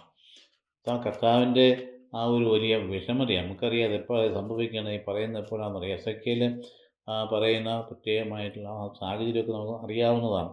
അതായത് ആ വിപ്രവാസ കാലഘട്ടത്തിൽ തമ്പുരാനെയൊക്കെ ധിക്കരിച്ചതിന് ഫലമായ ശിക്ഷയും ഉണ്ടായി. സെദെക്കിയാ രാജാവിൻ്റെ കണ്ണുകൾ ചുഴന്നെടുത്ത് എല്ലാത്തിനെയും കൊണ്ട് കൂട്ടിക്കെട്ടി മുഴുവൻ അവിടെ ബാബിലോണിയൻ രാജാവ് നെബൂഖദ്നേസർ വന്ന് അടിച്ച് കൊണ്ടുപോയി. അങ്ങനെ ഭയങ്കരമായ ശിക്ഷയ്ക്ക് വിധേയമായി. പശ്ചാത്തലം അതാണ്. അപ്പം അങ്ങനെ പ്രവാചകൻ വിളിക്കപ്പെടുന്നത് അങ്ങനെയാണ്. പ്രത്യാശ കൊടുക്കാനാണ് വിളിച്ചിരിക്കുന്നത്. ധിക്കാരികൾക്ക് പ്രത്യാശ കൊടുക്കാൻ. കർത്താവ് അവരെ ഉപേക്ഷിച്ചിട്ടില്ലെന്ന് എന്ന് പറയാൻ. അവരാരും അംഗീകരിക്കില്ല. യഹോവയെ അംഗീകരിച്ചില്ല. അവിടെ ചെന്നതിൻ്റെ അതിഭയങ്കരമായ കഠിനമായ പീഡനത്തെ വിട്ടിരിക്കുകയാണ്. അപ്പോൾ ഒരു 93 പ്രാവശ്യം ഇവിടെ മനുഷ്യപുത്രൻ എന്ന് പറയുന്നു. അത് ഈശോ തന്നെ അഭിസംബോധന ചെയ്യാൻ വേണ്ടി ഈശോയും പ്രിഫർ ചെയ്ത പദം ഇതാണ്, മനുഷ്യപുത്രൻ. മനുഷ്യപുത്രൻ ശത്രുക്കളാൽ പിടിക്കപ്പെടും, പീഡിപ്പിക്കപ്പെടും, കുരിശിൽ തറക്കപ്പെടും, വധിക്കപ്പെടും എന്ന് പറയുന്നില്ലേ? മനുഷ്യപുത്രൻ ആകാശമേഘങ്ങളിൽ കടന്നു വരും അവസാനം പറയുന്നില്ലേ? അത് മനുഷ്യപുത്രൻ ഒത്തിരി അർത്ഥത്തിൽ ദാനിയേലിൻ്റെ പുസ്തകത്തിൽ മനുഷ്യപുത്രനെ കുറിച്ച് പറഞ്ഞ ഈശോയെക്കുറിച്ച് തന്നെയാണ്. അപ്പോൾ അതാണ് ഇവിടെയും പറഞ്ഞിരിക്കുക. ബർനാശ എന്ന് പറയും. അതിനകത്ത് അറബായ ഭാഷയിൽ ബർനാശ, ആദാം എന്ന എബ്രായ ഭാഷയിൽ പറയും. അപ്പോൾ ഹിയോസ്തു അന്ത്രപ്പോ എന്ന് പറയുന്ന ഗ്രീക്ക് ഭാഷയാണ്. വാക്കുകളൊക്കെ എങ്ങനെയാണ് വിവിധ അർത്ഥങ്ങളിലാണ്. അപ്പോൾ എസെക്കിയേൽ എന്ന് പറയുന്ന ഒരു വ്യക്തിയായിട്ടില്ല, അദ്ദേഹത്തിൻ്റെ ദൈവ നിയോഗത്തെയാണ് ഏറ്റവും കൂടുതൽ ഊന്നി പറയുക. മനുഷ്യനും ദൈവവും തമ്മിൽ വ്യതിരിക്തതാണ് മനുഷ്യപുത്രൻ എന്ന് പറയും. ദൈവം നമ്മൾ വ്യതിരിക്തത. ദൈവം നമ്മുടെ അടുത്ത് നമ്മുടെ കൂടെ ഉണ്ടെങ്കിൽ നമ്മൾ വ്യത്യസ്തരാണ് എന്ന് കാണിക്കാൻ വേണ്ടിയിട്ട് സങ്കീർത്തനത്തിലാണെങ്കിലും പറയുന്നില്ലേ, അതായത് എന്നിട്ടും അവിടുന്ന് അവനെ ദൈവദൂതന്മാരേക്കാൾ അല്പം മാത്രം താഴ്ത്തി മഹത്വവും ബഹുമാനവും കൊണ്ട് അവനെ മകുടമണിയിച്ചു. സങ്കീർത്തനത്തിൽ പറയുന്നില്ലേ. അപ്പോൾ മനുഷ്യനെ അവൻ്റെ അവസ്ഥയെക്കുറിച്ചാണ് പറയും. ദൈവത്തെ മാലാഖമാർ അല്പം താഴ്ത്തി മാത്രം മകുടമണിയിച്ചു. അപ്പോൾ അതിൻ്റെ ദൗത്യം ഇതാ, എന്താ, ഞാൻ നിന്നെ അയക്കുകയാണ്. എന്തിനാ അവരോട് ചെന്ന് പറയണം? എന്നാ പറയേണ്ട കാര്യം എന്നാ? നിന്നെ ഇതുപോലെ കൊണ്ടുവന്ന് നിന്നെ ഇതുപോലെ സംരക്ഷിച്ച് നിന്നെ സ്നേഹിക്കുന്ന ഒരു ദൈവമാണ് യഹോവ എന്ന കാര്യം അവരോട് ചെന്ന് പറയണം. അവർക്കൊന്നും കേൾക്കാൻ നേരെയില്ല. അവർക്ക് വേറെ ചിന്തകളാണ്. അതുകൊണ്ട് നീ അവരോട് ചെന്ന് പറയണം, കേട്ടാലും കേട്ടില്ലെങ്കിലും. അപ്പോൾ അതുകൊണ്ട് ആരംഭത്തിൽ തന്നെ അവർ അവിശ്വസ്തരാണ്. അത് അവരിൽ നിന്നും നന്മയൊന്നും പ്രതീക്ഷിക്കേണ്ട. അതുകൊണ്ട് ധിക്കാരികളുമാണ്. അപ്പോൾ അതുകൊണ്ട് അവരുടെ പ്രതികരണമേ നോക്കണ്ട. അപ്പോൾ നീ ദൗത്യത്തുള്ള വിശ്വസ്തത മാത്രം നോക്കിയാൽ മതി. നിന്നെ ഏൽപ്പിച്ച കാര്യം നോക്കുക. നമ്മുടെ ജീവിതത്തിൽ ഫോളോ ചെയ്യേണ്ട ഒരു കാര്യം ഇതാണ്. നമ്മൾ സത്യത്തിൽ എല്ലാവരും തമ്പുരാൻ്റെ സന്നിധിയിൽ പ്രവാചകപരമുള്ളവരാണ്. മാമോദീസാൽ നൽകപ്പെട്ടിരിക്കുന്നതായ വരം ഈ 3 ഉണ്ട്. എല്ലാവരും ഉണ്ട്. രാജകീയ, അതായത് പൗരോഹിത്യത്തിൽ പങ്കെടുക്കുന്നവരാണ് വിശ്വാസികളൊക്കെ. അതായത് ആ പൗരോഹിത്യ ധർമ്മം നമുക്ക് നിർവഹിക്കാനുണ്ട്. ഒപ്പം തന്നെ ദൈവത്തിന് തിരഞ്ഞെടുക്കപ്പെട്ട ജനമാണ്, വിശുദ്ധ ജനമാണ്. തമ്മിൻ്റെ വിശുദ്ധിയും പങ്കെടുക്കുക. അപ്പോൾ അതുകൊണ്ട് ഏത് മറ്റുള്ളവർക്ക് വേണ്ടി മാറ്റി വെച്ചിരിക്കണമൊന്നുമില്ല. അതുകൊണ്ട് ആ ധിക്കാരികളായ ആളുകളുടെ ഇടയിൽ സുവിശേഷം പ്രഘോഷിക്കാൻ നമുക്ക് കഴിയണം. അപ്പോൾ അതുകൊണ്ട് ജനത്തിൻ്റെ പ്രതികരണം നോക്കേണ്ട കാര്യമില്ല. ദൗത്യത്തിൽ വിശ്വസ്തത വേണം. അപ്പോൾ എന്ത് ചെയ്യണം? ആ പ്രവാചകനെ ദൈവം സ്വീകരിച്ചു എന്ന് വരികയില്ല. ഒട്ടും പ്രതീക്ഷിക്കേണ്ട കാര്യമില്ല. അതുകൊണ്ട് ഭയപ്പെടേണ്ട. മുൾച്ചെടികൾ, അതുപോലെ തേള്, ഇതൊക്കെ ആയിരിക്കും നീ അഭിമുഖീകരിക്കേണ്ടി വരും. തേളെന്നൊക്കെ പറയുമ്പോൾ ആർക്ക് നോക്കിയേ അതിഭയങ്കരമായ ശത്രുതയെ ഉദ്ദേശിക്കാം. ഇന്നത്തെ മിഷണറി പ്രവർത്തനങ്ങൾ, സുവിശേഷ പ്രഘോഷണം, സഭയുടെ നിലപാട് ഒക്കെ ഒരുപാട് ഇരുന്നൂലുള്ള വലിയ ശത്രുതയെ നേരിടേണ്ടി വരുന്നുണ്ട്. അതിൽ നിന്ന് എല്ലാവരും ഒറ്റക്കെട്ടായി നിൽക്കണം. അതവരവർ കാര്യം അവർ ചെയ്യട്ടെ. എതിർക്കാനുള്ളവർ എതിർക്കട്ടെ, പറയേണ്ടത് പറയട്ടെ. നമ്മളെ തകർക്കാൻ ശ്രമിക്കുന്ന അവരധ്വാനിക്കട്ടെ തകർക്കാനായിട്ട്. ഒക്കെ തന്നെ അറിയാം തകർക്കാൻ പറ്റില്ല എന്ന്. വിശ്വാസത്തിൽ ഉറച്ചു നിൽക്കുന്നതിനെ തകർക്കാനൊന്നും പറ്റില്ല. അപ്പോൾ അവർ കാലക്രമേണ മനസ്സിലാക്കി മനസ്സ് തിരിഞ്ഞ് കർത്താക്കളെ. അങ്ങനെയാണല്ലോ ചരിത്രം. സഭയെ തകർക്കാൻ ശ്രമിച്ച എത്രയോ ആളുകൾ വലിയ സഭയുടെ പ്രേക്ഷിതരായിട്ട് മാറിയിട്ടുണ്ട്. അപ്പോസ്തലൻ തന്നെ ഒരു മാതൃകയല്ലേ, പൗലോസേനൻ്റെ മാതൃകയല്ലേ, സ്വയം പറയുന്നുണ്ടല്ലോ. അപ്പം അതുകൊണ്ട് ഇന്നും ഇതുപോലെ തന്നെ സംഭവിച്ചുകൊണ്ടിരിക്കും. സഭയെ പതുക്കാൻ വേണ്ടി നടക്കുന്ന ആളുകൾ, ക്രിസ്തു വിരോധികളായി നടക്കുന്ന ആളുകൾ കർത്താവിൻ്റെ വലിയ പ്രബോധകരായിട്ട് മാറുന്ന ഒരുപാട് സംഭവങ്ങളുണ്ട്. നമുക്കെടുത്ത് പറയാൻ സമയമില്ല. എന്നാൽ ഈ മൂന്നാമത്തെ വായനയിലേക്ക് വരുമ്പം തിമോത്തിക്കുള്ള ലേഖനത്തിൽ, 1-ാം ലേഖനത്തിൽ 1-12-19 വാക്യങ്ങളിൽ അപ്പോസ്തലൻ ഇതാ ഒരു സിമ്പിളായിട്ട് തനിക്കിട്ട് വിളിയെക്കുറിച്ചാണ് പറയുന്നത്. വളരെ എളിമയോടുകൂടി തൻ്റെ പഴയകാല ജീവിതമൊക്കെ ഒന്ന് പറഞ്ഞ് വെക്കുക. ഞാനാണ് പാപികളിൽ ഒന്നാമനാണ്, ഞാൻ അപ്പസ്തോലന്മാരിൽ നിസ്സാരനാണ്. വളരെ വിനയത്തോടെയാണ് പറയും. ഞാൻ കർത്താവിൻ്റെ സഭയെ പീഡിപ്പിച്ചവനാണ്, എനിക്ക് അപ്പസ്തോലൻ വിളിക്കുമ്പോൾ എനിക്ക് യോഗ്യതയില്ല, ഞാൻ നാഴിക്കുന്നു ദൈവത്തിൻ്റെ കൃപയാലാണ്. അതുകൊണ്ട് അങ്ങനെ വളരെ വിനീതമായിട്ട് അപ്പസ്തോലൻ നമ്മോട് പറയുമ്പോൾ നമ്മുടെ എന്നാ പറയാൻ ഉദ്ദേശിക്കുന്നത്, നിങ്ങൾക്ക് ആ വിനീത ഭാവത്തിൽ ഈശോയെ ഉൾക്കൊള്ളാൻ കഴിയണം.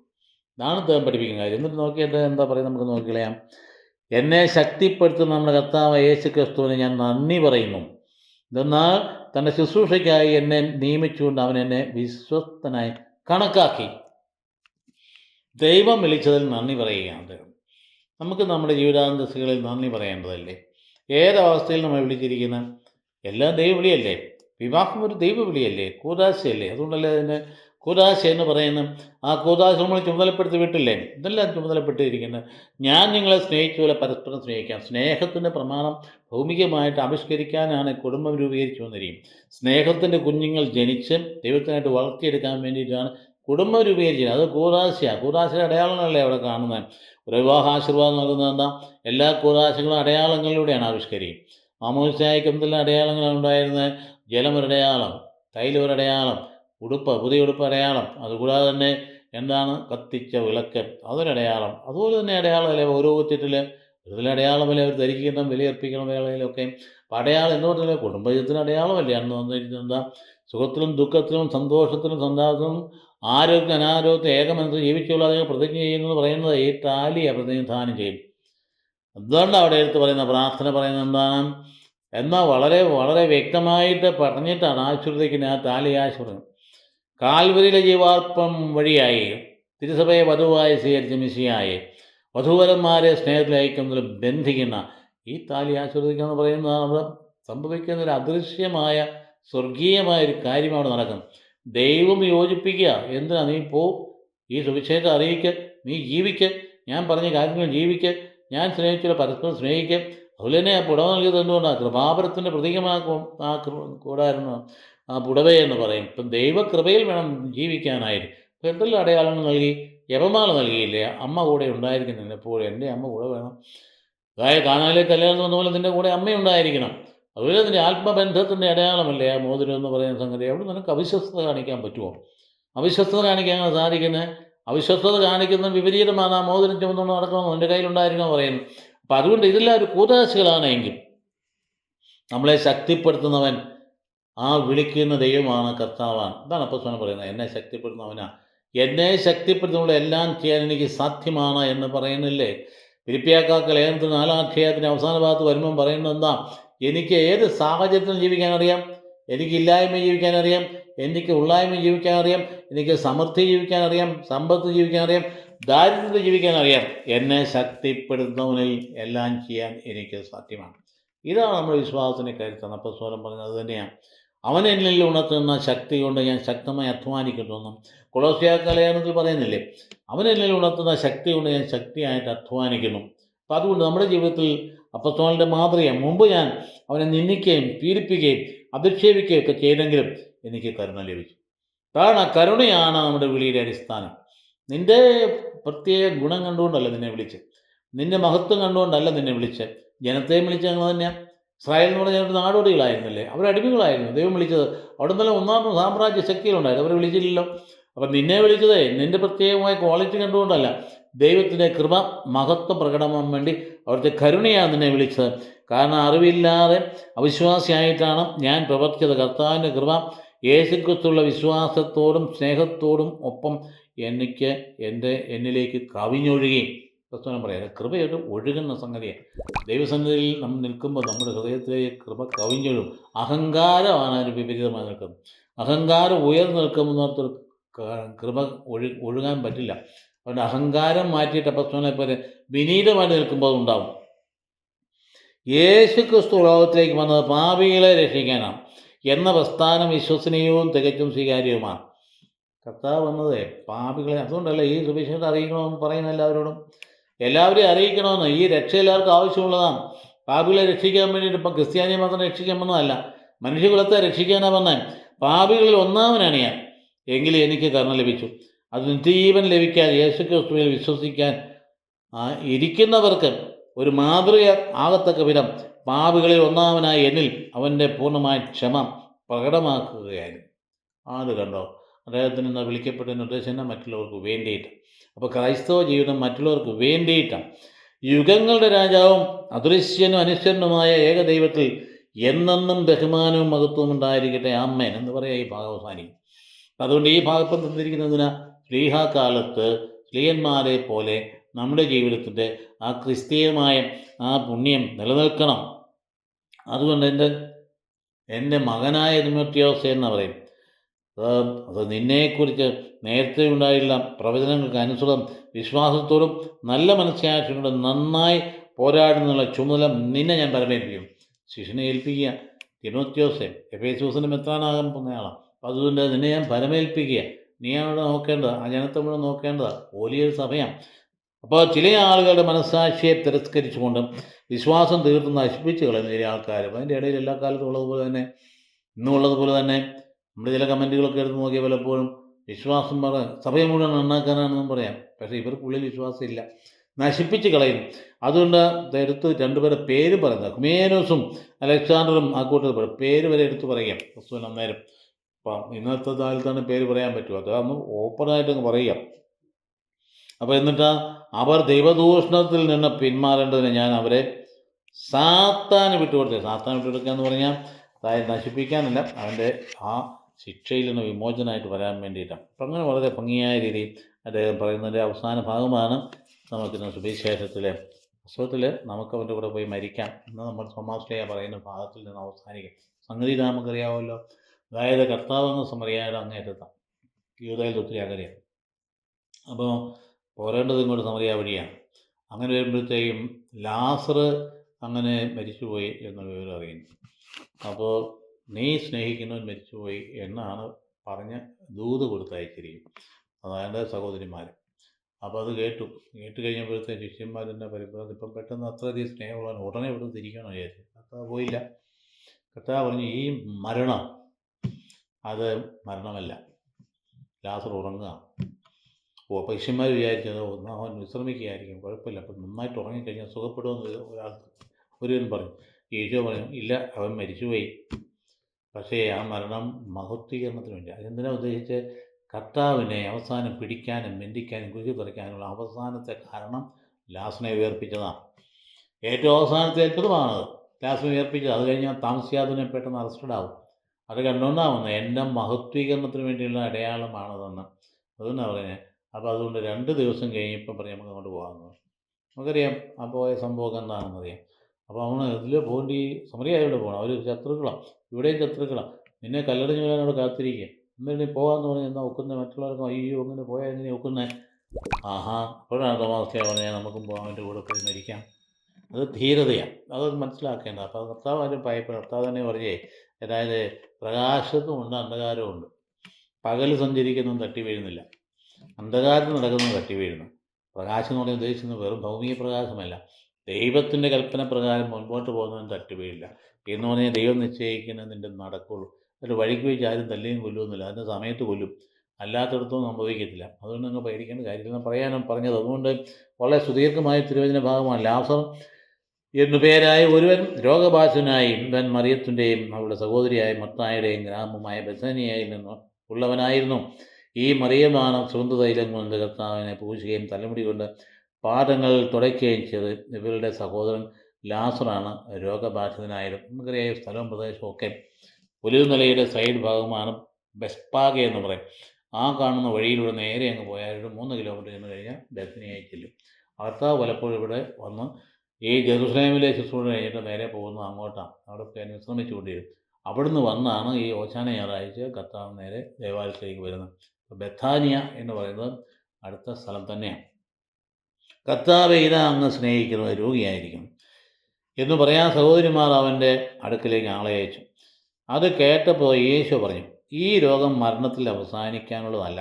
പ്രത്യുത ദൈവത്തിൻ്റെ മഹത്വം അതുവഴി ദൈവപുത്രൻ മഹത്വം പ്രാപിക്കുക. അതുകൊണ്ടാണ് ദൈവപുത്രൻ മഹത്വം പ്രാപിക്കുക എന്ന് പറഞ്ഞു കഴിഞ്ഞാൽ ഈ ഒറ്റ കാരണത്തിലാണ് കർത്താവ് അറസ്റ്റ് ചെയ്യപ്പെടാൻ പോകുന്നത്. ഒറ്റ കാരണത്തിലാണ് പിടിക്കപ്പെടാൻ പോകുന്നത്.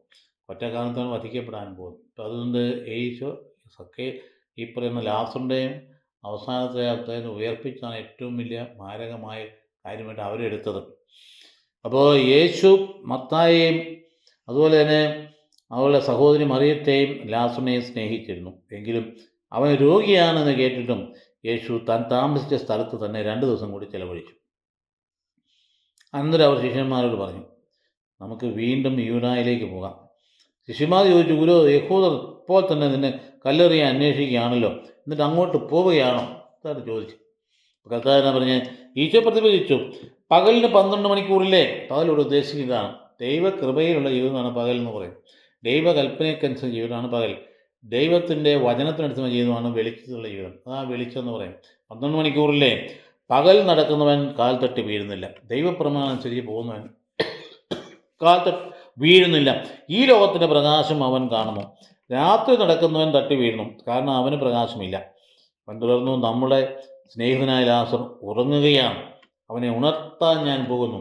അത് പ്രതിരൂപമായിട്ട് പറഞ്ഞാൽ ഉറങ്ങാൻ, മരിച്ചു എന്ന് കർത്താവിനറിയാം, ഉറങ്ങുകയാണ്. അപ്പോൾ ശിഷ്യന്മാർ പറഞ്ഞ്, കർത്താവെ ഉറങ്ങുകയാണെങ്കിൽ അവൻ സുഖം പ്രാപിക്കും. അല്ലേ, നമ്മൾ പറയാറുള്ളതല്ലേ, നല്ല ഉറക്കം കിട്ടിയാൽ സുഖമുണ്ടാകും. ഈശോ അവൻ്റെ മരണത്തെക്കുറിച്ചാണ് സംസാരിച്ചത്, എന്നാൽ നിദ്രയുടെ വിശ്രമത്തെക്കുറിച്ചാണ് അവൻ പറഞ്ഞതെന്ന് അവർ വിചാരിച്ചു. അപ്പോൾ ഈശോ വ്യക്തമായി അവരോട് പറഞ്ഞു, ലാസർ മരിച്ചുപോയി. ആണ് വളരെ ക്ലിയറായിട്ട്, ലാസർ മരിച്ചുപോയി. നിങ്ങൾ വിശ്വസിക്കേണ്ടതിന് ഞാൻ അവിടെ ഇല്ലാത്തതിൽ നിങ്ങളെ ഞാൻ സന്തോഷിക്കണം. കാരണം ഇത് മഹത്വീകരിക്കപ്പെടണമെങ്കിൽ കർത്താവ് അവിടെ ഉണ്ടെങ്കിൽ നടക്കില്ല. അതുകൊണ്ട് ഞാൻ സന്തോഷിക്കണം. നമുക്ക് അവൻ്റെ അടുത്തേക്ക് പോകാം. ദീദിമോസ് എന്ന തോമസ് അപ്പോൾ മറ്റു ശിഷ്യന്മാരോട് പറഞ്ഞു, അവളോടൊപ്പം മരിക്കാൻ നമുക്കും പോകാം. എന്താ നമ്മുടെ പുസ്തകങ്ങളെ കുറിച്ച് പറയുന്ന ഏറ്റവും പ്രധാനപ്പെട്ട സുന്ദരമായ ഒരു ഭാഗം നമുക്കറിയാം. അതായത് ഈശോടൊപ്പം പോയി മരിക്കാൻ അങ്ങനെ പറഞ്ഞിട്ട് ആദ്യം പ്രത്യക്ഷപ്പെട്ടപ്പോൾ താൻ ഇല്ലാതിരുന്ന പ്രത്യക്ഷപ്പെട്ടതിൻ്റെ കെറുവാണ് അന്ന് കാണിച്ചത്. അപ്പോൾ അതുകൊണ്ട് ഈശോയുടെ സ്നേഹത്തിൻ്റെ പ്രതിഫലനമായിരുന്നു ഇത്. അപ്പോൾ അതുകൊണ്ട് അങ്ങ് സ്നേഹിക്കണമെന്നാണ് പറഞ്ഞിരിക്കുന്നത്. അപ്പോൾ അതുകൊണ്ട് പ്രത്യേകമായ കർത്താവിന് അടുപ്പം ഇവരോടുണ്ടായിരുന്നു. അപ്പം അങ്ങ് സ്നേഹിക്കുന്ന വഴി അവർ പറഞ്ഞിരിക്കണമെന്നറിയോ, ഞങ്ങളുടെ സഹോദരൻ എന്നല്ല പറഞ്ഞേ. മർത്തായും മറിയം പറഞ്ഞത് ഞങ്ങളുടെ സഹോദരൻ രോഗിയായെന്നല്ല പറഞ്ഞു. അതിലെ ലാസറെന്നുമല്ല പറഞ്ഞേ. ഇത് രണ്ടും പറഞ്ഞില്ല. അങ്ങ് സ്നേഹിക്കുന്നു പറയുമ്പോൾ അതിൻ്റെ അർത്ഥം അത് യൂണിവേഴ്സലാണ്. എല്ലാവരെയും അങ്ങ് സ്നേഹിക്കുന്നു. അപ്പം നമ്മളെ ഉൾപ്പെടുത്തിക്കൊണ്ടാണ്. നാം അവിടുത്തെ സ്നേഹത്താൽ പൂരിതരാണ്. സ്നേഹിക്കപ്പെടുന്നവരാണ് നമ്മൾ. അപ്പോൾ ഈശോ സ്നേഹിക്കുന്നവരാണ് നമ്മൾ. അങ്ങ് സ്നേഹിക്കുമെന്ന് പറഞ്ഞതാണ്. ലാസർ ഓരോ വിശ്വാസിയും പ്രതിനിധീകരിക്കുകയാണെന്ന് വേണമെങ്കിൽ പറയാം. അപ്പോൾ അതുകൊണ്ട് അവൻ ഈശോയാൽ സ്നേഹിക്കപ്പെടുന്നു. അപ്പോൾ ലാസറിൻ്റെ രോഗം അത് ദൈവമഹത്വത്തിനുള്ളതായിട്ടാണ്, ഒപ്പം തന്നെ ദൈവപുത്രൻ മഹത്വപ്പെടാൻ വേണ്ടിയിട്ടുള്ള ഇതാണ് അതിൻ്റെ കാര്യം. നമുക്ക് ആ ഒരു സുവിശേഷ ഭാഗം അത് വ്യക്തിപരമായി തനിച്ചെടുത്ത് കൂടുതൽ ധ്യാനിക്കേണ്ടത്. കാരണം ജീവനാണ് ഈശോ, ജീവൻ നൽകുന്നതാണ് ഈശോ. നമ്മൾ ഏറ്റവും വലിയ ഭൂമിയിലെ പേടി മരണഭയമാണ്. നമ്മുടെ മരണഭയം നമ്മുടെ ഉള്ളിൽ നിന്ന് മാറണം. മാറുന്നത് എങ്ങനെയാണ്? ഈശോ ഉള്ളിൽ വരുമ്പോൾ മാറും. അപ്പോൾ അത്തരത്തിൽ നമ്മുടെ ജീവിതത്തെ വളർത്തിയെടുക്കാനായിട്ട് ഇപ്പം പീഡാനുഭവോത്ഥാന മരണത്തിലൂടെയാണ് കർത്താവ് മഹത്വീകരിക്കപ്പെടുന്നത്. അപ്പോൾ ആ മഹത്വീകരണം വഴിയാണ് നമ്മൾ രക്ഷ പ്രാപിക്കുന്നത്. അപ്പോൾ അത് മഹത്വത്തിൻ്റെ അടയാളമായിട്ടെടുത്ത് കാണിക്കുന്ന. അപ്പോൾ നീ സ്നേഹിക്കുന്ന പറഞ്ഞ ഗ്രീക്ക് വാക്ക് ഫിലെയിൻ എന്ന വാക്കുണ്ട്, ഗ്രീക്ക് വാക്ക്.